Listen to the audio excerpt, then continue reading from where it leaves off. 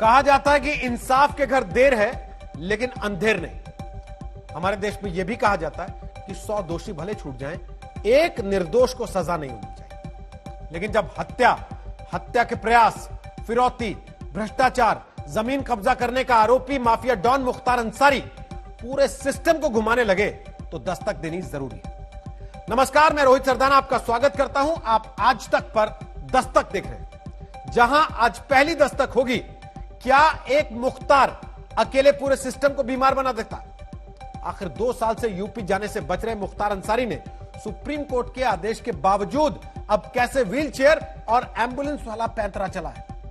आज की दूसरी दस्तक होगी योग्यता पर। जिन्हें पक्की नौकरी चाहिए उन्हें कृपा की संविदा क्यों दे दी जाती है? आईआईटी जैसी जगहों से पास होकर भी बेरोजगारी के डर में जीने वाले युवाओं के लिए आज हम दस्तक देंगे। तो शुरू करते हैं आपके मुद्दों पर दस्तक देने वाला कार्यक्रम।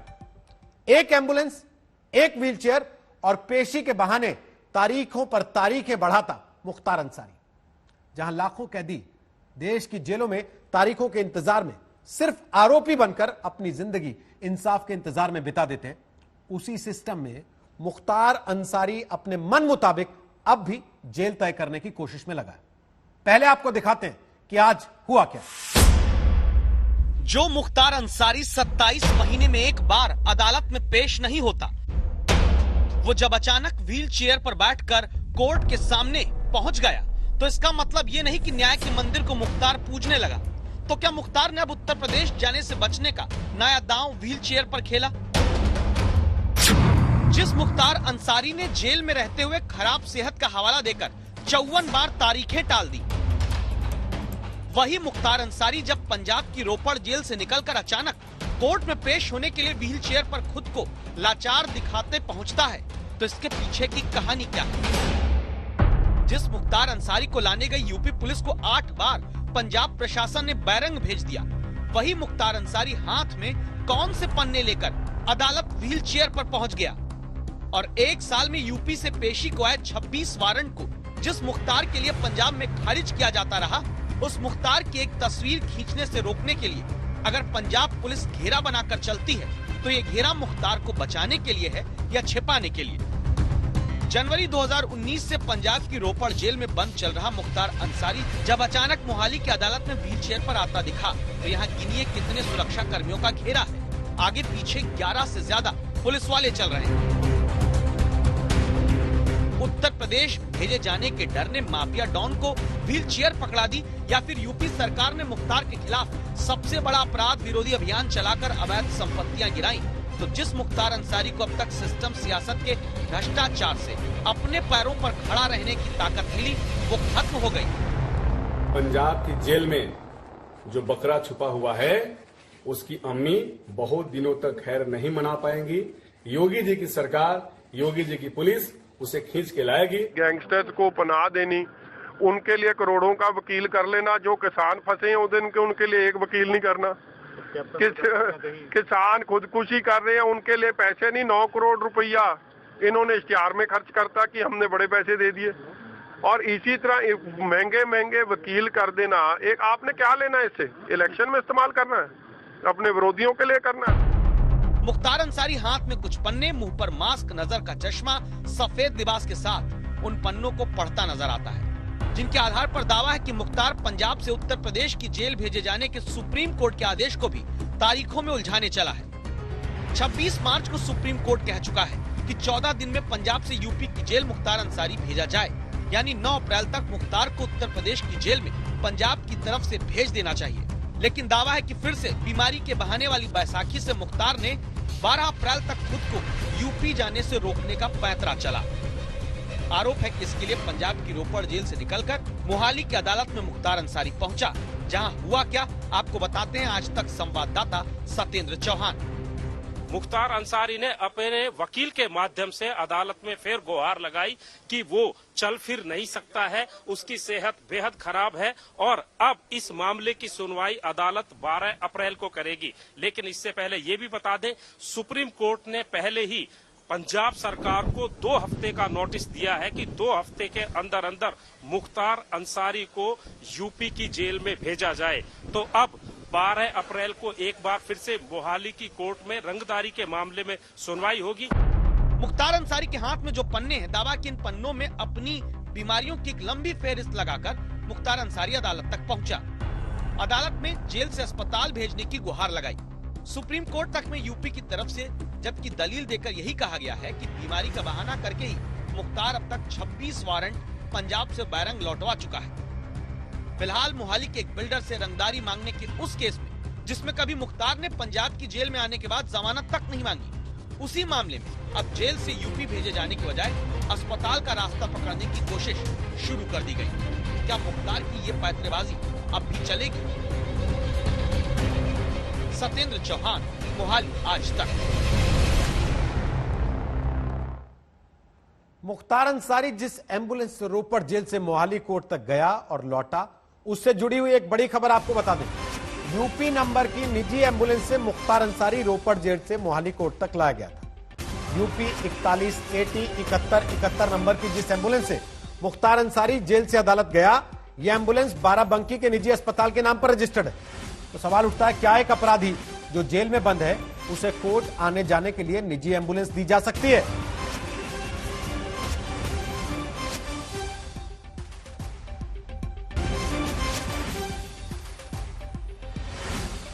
तो ये दस्तक इसीलिए देना जरूरी है कि blood sugar, BP, slip disc, चलने में परेशानी जैसी बीमारियां बताकर ही अब तक मुख्तार अंसारी उत्तर प्रदेश जाने से बचता रहा।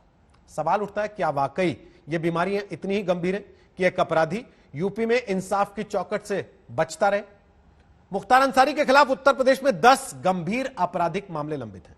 यूपी के मऊ, गाजीपुर, वाराणसी और आजमगढ़ जिले में मुख्तार के खिलाफ मामलों में अदालत में केस पेंडिंग चल रहे हैं। मुख्तार के खिलाफ 4 मामले ऐसे हैं जिनमें आरोप पत्र दाखिल करने की तारीखें तक आ चुकी हैं। और 2019 से पंजाब की जेल में जाकर मुख्तार पूरे सिस्टम को सियासत के साथ मिलकर नचा रहा है। सिस्टम की इसी मुख्तारवादी बीमारी के खिलाफ 17 साल पहले एक पुलिस अधिकारी ने सख्ती से आवाज उठाई तो आरोप है कि उनकी आवाज भी सियासत ने अपराध से गठबंधन करके बंद कर दे चाहिए। मुख्तार के आतंक पर 17 साल पहले दस्तक देकर चुनौती देने वाले पुलिस अधिकारी को अब जाकर इंसाफ मिलना शुरू हुआ। 17 साल हम लोग का कीमती समय जब बर्बाद होता है ना, कोई नहीं पूछता है किस परिस्थिति में हम लोग ये थे। 10 साल की नौकरी में जिन अफसर ने अपनी जांबाजी से मुख्तार अंसारी के पूरे आपराधिक वर्चस्व को 17 साल पहले चुनौती दे दी, ये आंसू उन शैलेंद्र सिंह के हैं। नौकरी छोड़ने का नहीं दर्द, लेकिन कैसी परिस्थिति हम लोग जीते हैं, परिवार हम लोग जानते हैं किस तरह से जान बची हम। ऐसा क्या हुआ था कि जिस अफसर ने मुख्तार अंसारी को आतंक निरोधी कानून में पकड़ना चाहा, उसे सत्ता और अपराध के गठबंधन ने कई वर्षों तक रुलाया। आज भी खौफ रहता है? खौफ की बात नहीं है, जब जिस राह पे चले हैं तो अब डरने की जरूरत नहीं है। ऊपर वाला जब तक रखेगा रखेगा, डर नहीं लगता, लेकिन परेशान होता परिवार को, तकलीफ होती है। ये आंसू आज के हैं, लेकिन वजह 17 साल पुरानी। जो मुख्तार अंसारी अब भी पंजाब से सिस्टम को अपने इशारे पर चलाने का आरोपी है, उसी मुख्तारवादी राजनीतिक आपराधिक गठबंधन के खिलाफ उत्तर प्रदेश में शैलेंद्र सिंह ने आवाज उठाई, लेकिन कीमत 17 साल चुकाई। शैलेंद्र सिंह 2004 में वाराणसी में STF के प्रभारी थे। इन्हीं शैलेंद्र सिंह ने मुख्तार अंसारी को सेना के एक भगोड़े से प्रति मिनट 500 राउंड फायर करने वाली LMG यानी लाइट मशीन गन खरीदने की बातचीत को जांच करते हुए रिकॉर्ड किया था। पूरे रिकॉर्डिंग में मुख्तार अपने आदमी के थ्रू सेना के भगोड़ा जो था बाबूलाल यादव, जिसने लाइट मशीन गन चुरा के भगा था, उससे बात कर रहा था और 1 करोड़ में सौदा लगभग इन लोग का पक्का हो गया था। और उसके पीछे खास वजह ये थी कि बोल रहा था मुख्तार कि हमको किसी भी कीमत पर LMG चाहिए, क्योंकि कृष्णानंद की जो बुलेट प्रूफ गाड़ी है वो सिंपल राइफल के अगेंस्ट बुलेट प्रूफ है, तो LMG उसको भेज देती है। ये गाड़ी, ये LMG हमको जरूर चाहिए, क्योंकि उस गाड़ी को भेज देगी और उसमें हम कृष्णानंद को मार देंगे। शैलेंद्र सिंह ने अपनी टीम के साथ बिना डरे तब उस लाइट मशीन गन को मुख्तार के साथी के संग पकड़ा और फिर मुख्तार अंसारी पर आतंक निरोधी कानून पोटा के तहत केस दर्ज कर कार्रवाई शुरू की। तब उत्तर प्रदेश में मुख्यमंत्री थे मुलायम सिंह यादव। शैलेंद्र सिंह बताते हैं, सरकार और अपराध की साठगांठ ने मुख्तार अंसारी को बचा लिया। कोटा लगने के बाद जब कोटा हटा दिया मुलायम सिंह ने, सैंक्शन नहीं दिया, तो बाद में फिर मुख्तार का बयान ये दर्ज कराया गया कि नहीं, हम लोग तो इसको पकड़वाने के लिए कह रहे थे। तो मैंने पूछा, भाई पकड़वाने के लिए कोई इस तरह की बातें करता है? वो तो सिंपल पूरा सीधे सीधे मांग रहा था कि हमको किसी कीमत पे चाहिए, हमें मारना है इनको। ये सब दर्ज है उसमें, आप बोलने का टोन देख लीजिए, लहजा देख लीजिए, कंटेंट देख लीजिए। खैर गवर्नमेंट थी, नहीं दिया अपना पोटा तो वापस करके और सिंपल आर्म्स एक्ट दिखा दिया, उसमें मुख्तार बच गए। पोटा में गवर्नमेंट के सैंक्शन की जरूरत होती है। मुकदमा की चार्जशीट के पहले आता है गृह विभाग में, गृह विभाग से फाइल बनती मुख्यमंत्री के यहाँ। मुख्यमंत्री जी ने मुन्नर यादव और बाबूलाल यादव को तो सैंक्शन दिया, मुख्तार अंसारी का सैंक्शन नहीं दिया, जिस पर मुख्तार पर मुकदमा नहीं चला। जब वो इससे मुक्त हो गया पोटा से, तो बचा आर्म्स एक्ट। तो आर्म्स एक्ट में उसने बयान दिया आईओ को कि मैं तो उसको पकड़वाने के लिए बात कर रहा था, और उस राजनीतिक दबाव में उसकी एक क्रिमिनल की बात मानी गई, एक अपराधी की बात मानी गई। दावा है कि मुख्तार को बचाने वाली सियासत और पुलिस महकमे की मिलीभगत ने शैलेंद्र सिंह को झुकाने के लिए टॉर्चर करना शुरू किया, तो इन्होंने बची हुई 21 साल की नौकरी छोड़कर इस्तीफा दे दिया। मैंने ये लिखा रेजिग्नेशन में कि अब राजनीति का इतना अपराधीकरण हो गया कि अपराधी बैठ कर डिसीजन ले रहे हैं कि हम लोग को क्या करना है, तो ऐसे अच्छा है कि हम अपनी सर्विस ही छोड़ दें। सिस्टम से एक अकेला अधिकारी नहीं लड़ सकता है। आरोप है कि समाजवादी पार्टी की सरकार में मुख्तार के खिलाफ कानूनी कार्रवाई करने वाले शैलेंद्र सिंह पर झूठे मुकदमों की बाढ़ लगा दी गई, जिन्हें वापस लेने का आदेश मौजूदा योगी सरकार ने अब दिया। अब अदालत की भी मंजूरी मिल गई। बीच में किसी सरकार ने मदद नहीं की, लेकिन जब योगी जी की सरकार आई तो सबसे पहले जो 22 केस इस तरह के वापस हुए थे, तो उसमें मेरा ये केस था। प्राथमिकता के आधार पर उन्होंने वापस किया। एक अपराधी कैसे इतने वर्षों में सिस्टम से खेलता रहा और एक बहादुर पुलिस अधिकारी जूझता रहा, अब इन दो बयानों को सुनिए। परेशानी होती कोर्ट कचहरी दौड़ने। मैं आज तक, आप सोचिए, मेरे इतने पंगे थे, मेरे पास इस मुकदमे की वजह से आर्म्स लाइसेंस नहीं मैं बनवा सका, मेरे पास पासपोर्ट नहीं कि मैं कहीं जा सकूं। ये गाजीपुर में जेल में था, समाजवादी पार्टी सरकार में गाजीपुर जेल आसियाना था। बैरक नंबर 10 को कन्वर्ट करके इसने बना लिया था रहने के लिए। पिकनिक था, पूरा गैंग वहीं पर था। मछली का तालाब खोदा गया जेल के भीतर, जहां मुख्तार अंसारी मछली पकड़ते थे। उनका प्रिय कुत्ता भी उनके साथ रहता था, और वहां के डीएम थे, वो आकर के डेली बैडमिंटन खेलते थे, डीएमएसपी। मुख्तार अंसारी पर कभी किसी ने हाथ नहीं डाला। मुख्तार का मुलायम सिंह यादव, मायावती और राहुल गांधी तीनों की पार्टी से अलग अलग वक्त में उत्तर प्रदेश में सियासी नाता रहा। मुख्तारवादी सिस्टम इसी बलबूते चलता रहा। यूपी में यह पहली बार हुआ है जब मुख्तार के वर्चस्व पर बुलडोजर चला है। 100 करोड़ से ज्यादा की अवैध संपत्ति जब्त की गई है, गिराई गई है, और अब 17 साल बाद न्याय मिला है मुख्तार के खिलाफ अपना कर्तव्य निभाने वाले शैलेंद्र सिंह को। और मुख्तार अब सिस्टम को अपने हिसाब से चलाने के लिए व्हील चेयर पर पंजाब में है। कुमार अभिषेक, लखनऊ, आज तक। इसीलिए आज जरूरी है कि आप दस्तक दें ताकि फिर कोई मुख्तार सिस्टम को बीमार न बना सके। सुप्रीम कोर्ट के आदेश के मुताबिक मुख्तार अंसारी को पंजाब सरकार को फौरन यूपी की जेल भेजना होगा। मुख्तार अंसारी को पंजाब में बचाने वाले अधिकारियों और मंत्रियों की जांच होनी चाहिए। जिन अफसरों में यूपी में पहले मुख्तार अंसारी की मदद की, उनकी भी जांच होकर उन पर कार्रवाई होनी चाहिए। तय वक्त में मुख्तार अंसारी से जुड़े केसेस में सुनवाई पूरी करके दोषियों को सजा दी जानी चाहिए, ताकि संविधान से चलने वाला सिस्टम किसी मुख्तार के इशारे पर न घूमे। अगर आप सहमत हैं तो हैशटैग दस्तक के साथ अपनी राय हमसे जरूर शेयर कीजिएगा। आपका दस्तक देना लगातार जरूरी है। जैसे एक सवाल सुनिए, जिन्हें योग्यता के दम पर नौकरी मिलनी चाहिए, उन्हें कृपा के नाम पर आखिर कॉन्ट्रैक्ट पर क्यों रख लिया जाता है? इस सवाल के साथ अगली दस्तक हम इसलिए दे रहे हैं क्योंकि जिन्हें तकनीकी शिक्षा में सुधार का जिम्मा दिया गया था, अब आईआईटी, एनआईटी जैसे संस्थानों से पास उन्हीं युवाओं के सामने बेरोजगारी का डर सता रहा है। आज तक संवाददाता मिलन शर्मा की रिपोर्ट देखिए और दस्तक दीजिए।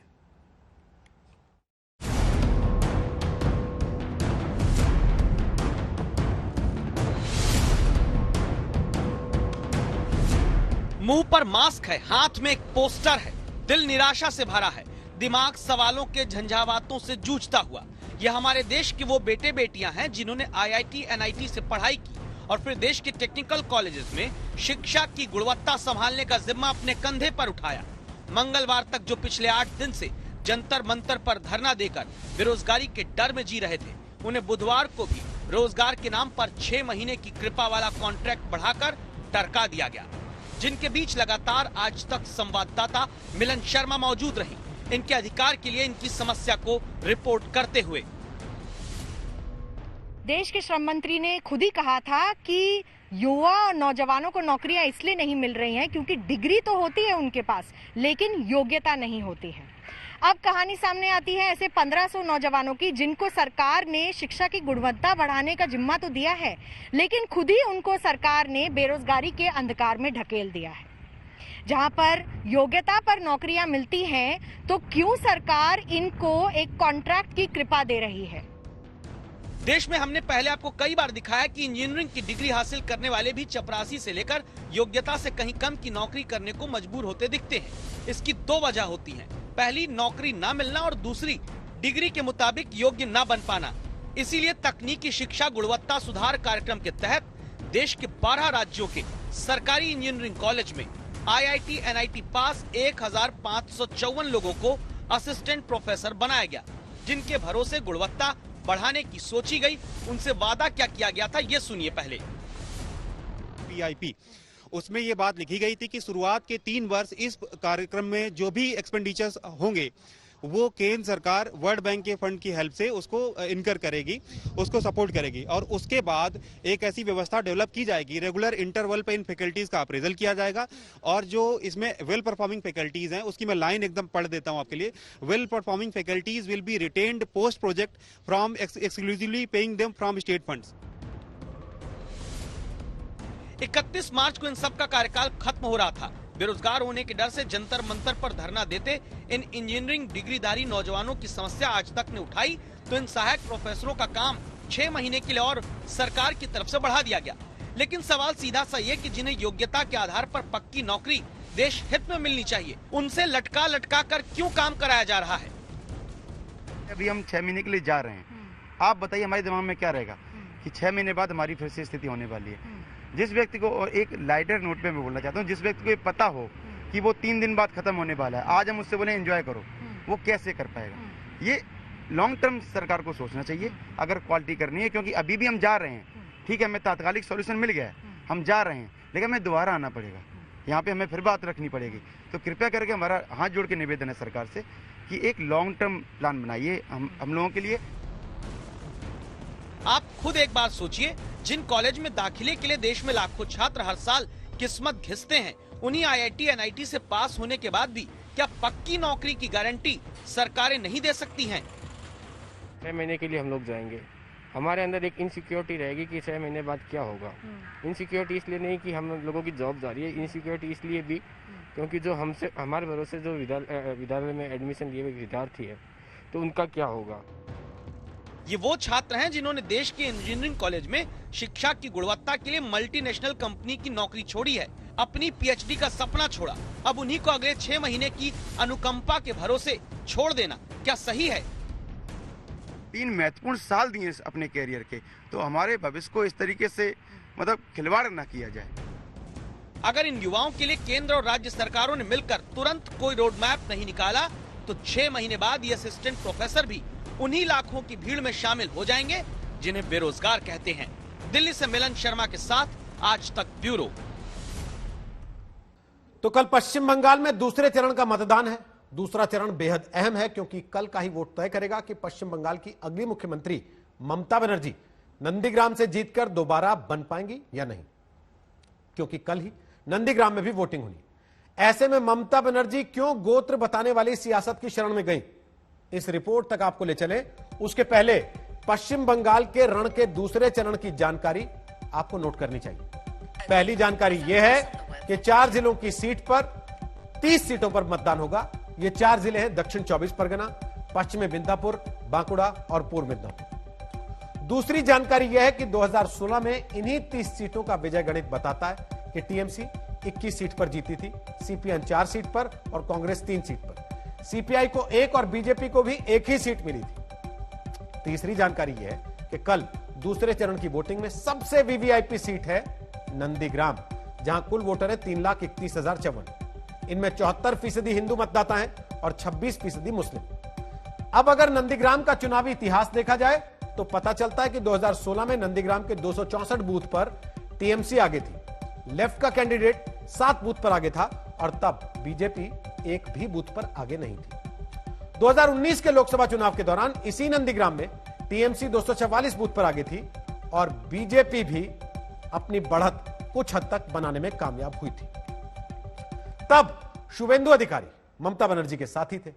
अब नंदीग्राम में वही शुभेंदु ममता के खिलाफ बीजेपी के उम्मीदवार हैं। तब चुनाव से पहले ममता लोकतंत्र बचाने के लिए विपक्षी दलों को चिट्ठी लिखती हैं। नंदीग्राम की चुनावी जंग जीतने के लिए ममता अपना गोत्र भी बता देती हैं। गोत्र की शरण में जाने वाली राजनीति आखिर क्यों जरूरी हुई, इस रिपोर्ट में देखिए। আমি ত্রিপুরেশ্বরী মন্দিরে পুজো দিতে গিয়েছিলাম। সেদিন আমার সাথে যারা ছিলেন তারা জানেন, আমাকে জিজ্ঞেস করেছিলেন পুরোহিত মহাশয়, মা তোমার গোত্রটা কি? আমি বলে ফেলেছিলাম মামাটি মানুষ গোত্র। আজকেও তিনি যখন আমায় জিজ্ঞেস করলেন, আমি বললাম দেখুন আমার তো একটা পার্সোনাল গোত্র আছে, সেটা সান্ডিল্য। ममता बनर्जी ने नंदीग्राम में चुनाव प्रचार के आखिरी दिन ये बयान दिया, बताया कि उनका गोत्र शांडिल्य है। लेकिन सवाल ये है कि ममता को आखिर ऐसा क्यों करना पड़ा? आखिर किस लिए ममता खुद को बार बार हिंदू साबित करने में लगी? जुगे देवी सर्वसौभाग्यदायिनी। 9 मार्च को नंदीग्राम के अपने 28 घंटे के दौरे में ममता बनर्जी ने 19 मंदिरों के दर्शन किए। गौर करने वाली बात है कि इस दौरान ममता सिर्फ एक मुस्लिम दरगाह गई। मीडिया रिपोर्ट्स के अनुसार ममता अब तक के चुनाव प्रचार में 25 मंदिरों में जीत के लिए प्रार्थना कर चुकी है। ये वही ममता हैं जिन्हें लोकसभा चुनाव के दौरान जय श्री राम के नारे लगाने वालों को गिरफ्तार करवाते हुए सभी ने देखा और सुना।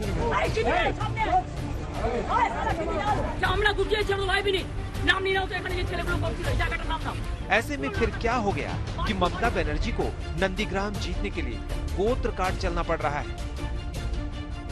बीजेपी इसकी वजह भी बताती है और सवाल भी दागती है।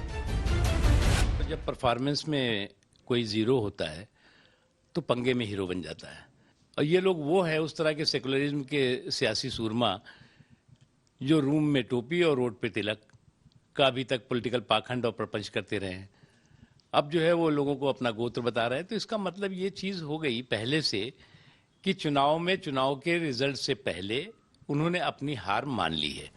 कि जब आप सत्ता में थी और आपने एक बयान भी दिया, मेरे रहते हुए कोई रोहिंग्या को यहाँ तंग नहीं कर सकता, घुसपैठियों को नहीं, तो रोहिंग्या और घुसपैठियों के लिए रेड कारपेट आपने लाया। क्या वो भी कहीं हमारे ही गोत्र के तो नहीं है? तो बता दीजिए तो मैं भी उनका सम्मान उमान कर लूंगा।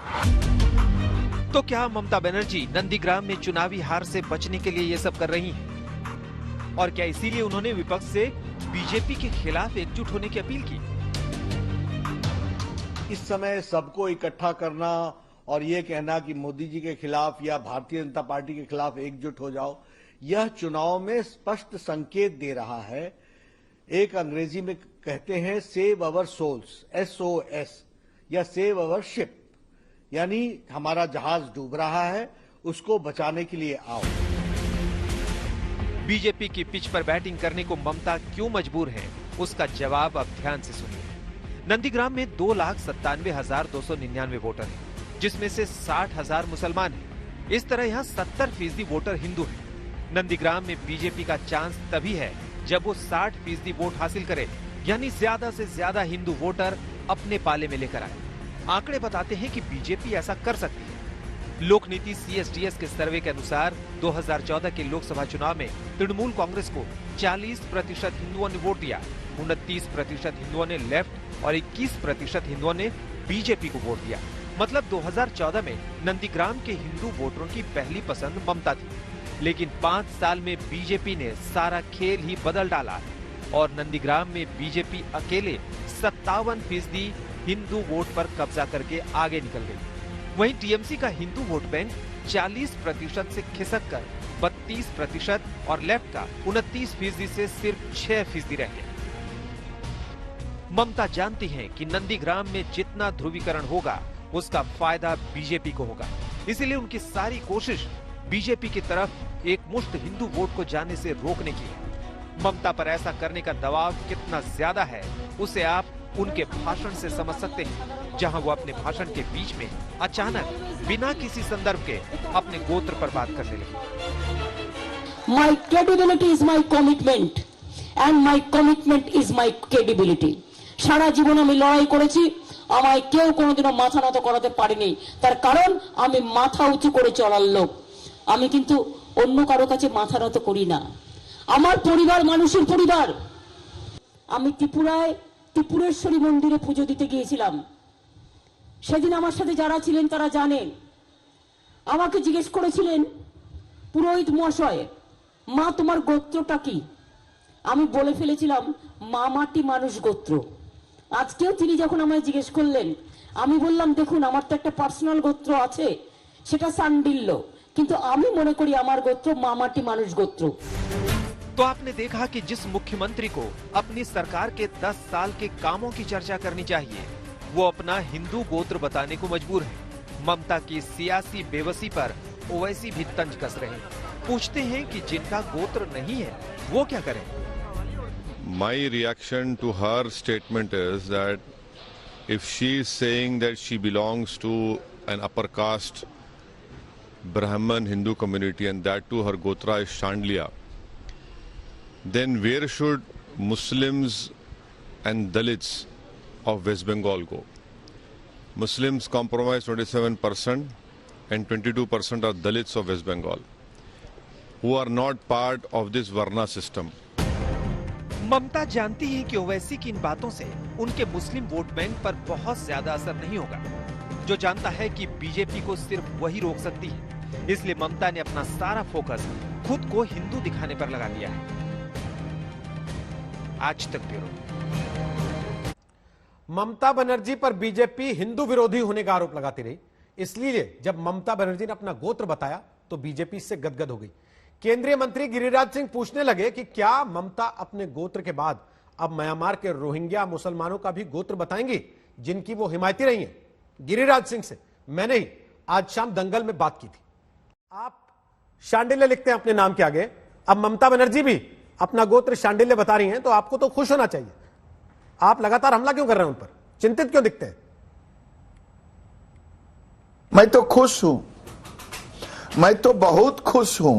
ये पहले बता देती ये दुख है। जिस समय सांडिल गोत्र वाले को पिटाई कर रही थी रामनवमी में और दुर्गा मूर्तियों को विसर्जन में उनको कोर्ट का सहारा लेना पड़ रहा था, वहां लाठियां खा रहे थे, दुख मुझे ये है। मुझे इनके आने से तो अच्छा लगा है कि कम से कम हम तो पूछ रहे हैं कि दीदी रेड कारपेट रोहिंग्या को और घुसपैठियों को लगाई थी, क्या वो भी हम लोगों का गोत्र है क्या सांडिल? हम जान लें तो जरा हम भी चले जाएंगे। गिरिराज जी, आप कह रहे हैं कि ममता बनर्जी चुनावी बात कर रही हैं, लेकिन उसमें रोहिंग्या घुसपैठिए वो आप लेके आए। आप चुनावी बात नहीं कर रहे, आप राजनीतिक बयान नहीं दे रहे। ये तो उनसे पूछिए कि जो ममता दीदी कल तक कहां पूजा करने जाती थी, माथा पर पल्लू रख करके, दोनों हाथ रख करके, वहां के लोग उनको क्या कहते, मैं तो नहीं कुछ बोलूंगा। ये साफ उनका ये चंडी जाप, ये गोत्र, जय श्री राम से चिढ़ना, ये सब क्या है? ये सब दिखाता है कि वोट के लिए ही गोत्र। आज तक तो कोई गोत्र जाना नहीं, हमने तो पहले ही लिख दिया सांडिल गोत्र सालों बरसों। गिरिराज जी, वो तो मां माटी मानुष को भी अपना गोत्र बता रही हैं, फिर तब क्या कहिएगा? हमें खुशी है कि हमारी सांडिल गोत्र बहुत दिन के बाद याद उनको गोत्र का आया। मां माटी मानुष तो सबका है, जो जहां का है उसको मां से प्यार है, माटी से प्यार है, मानुष से प्यार है। हम और वो दोनों एक ही हैं। जब सांडिल गोत्र है तो मां माटी मानुष उनको है, हमको भी है। हमको तो खुशी हो रही है, लेकिन बड़ा लेट बताई। हमारी 2018 सहोदरी में होकर के अगर पहले बताई होती तो मैं समझता हूं कि लाठियां नहीं खानी पड़ती सांडिल के रिश्तेदारों को। 2018 में राहुल गांधी ने अपना गोत्र बताया था, दत्तात्रेय, तब आप लोगों ने उन पर निशाना साधा था। पहले आप लोग खींच लाते हैं लोगों को कि वो गोत्र बताएं, फिर आप उनको मजाक उड़ाते हैं। पर क्या ये समझें कि जाति धर्म के बाद अब अगला गोत्र है जिस पर वोट मिलेंगे? देखिए, मैं अभी कहा कि राहुल जी ने दत्तात्रेय और कौंडिल क्या क्या बता दिया था, जनेऊ रख लिया ऊपर। हम लोगों में अपने पिताजी से। तो दस्तक में आज के लिए इतना ही। कल आपसे फिर मुलाकात होगी एक नई दस्तक के साथ। तब तक के लिए अपना ख्याल रखिए। नमस्कार।